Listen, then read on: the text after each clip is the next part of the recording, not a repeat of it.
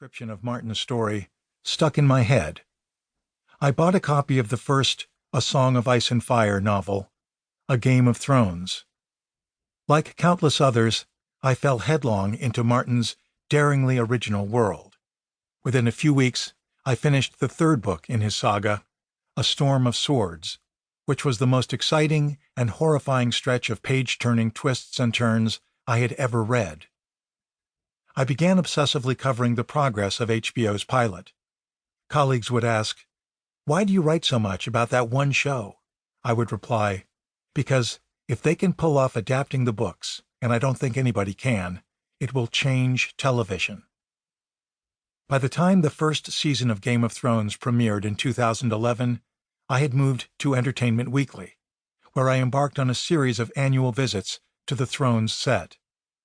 I was in the desert when Daenerys stood outside the gates of Qarth, bared witness to Sansa and Tyrion's awkward wedding, watched Joffrey suffer his well-deserved demise, was among the crowd for Cersei's Walk of Shame, trekked on a frozen lake during Jon Snow's quest beyond the Wall, and paced Winterfell's ramparts during the climactic Long Night.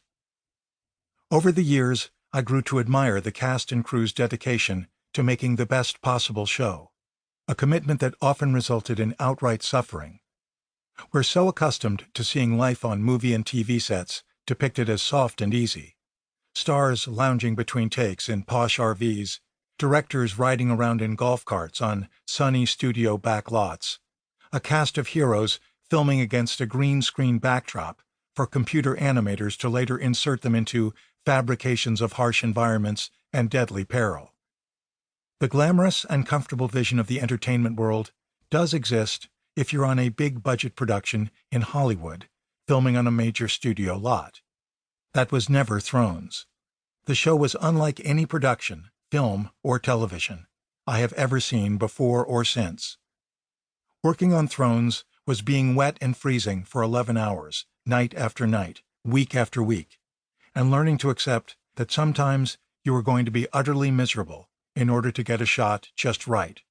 Thrones was being 6'6" Rory McCann, an actor made even bigger by his character's heavy costume and boots, whose only way to rest after shooting an exhausting action sequence was to curl up on the hard floor of a tiny utilitarian trailer, his face half covered in suffocating latex, a space heater making the drafty caravan either too hot or too cold. And while the production sometimes relied on green screen, more often, Thrones actors worked on wholly immersive sets that made you feel like you had literally been transported into another world. By the time the show concluded in 2019, I had written hundreds of stories covering the series. Yet there was much to the making of Game of Thrones that was left untold.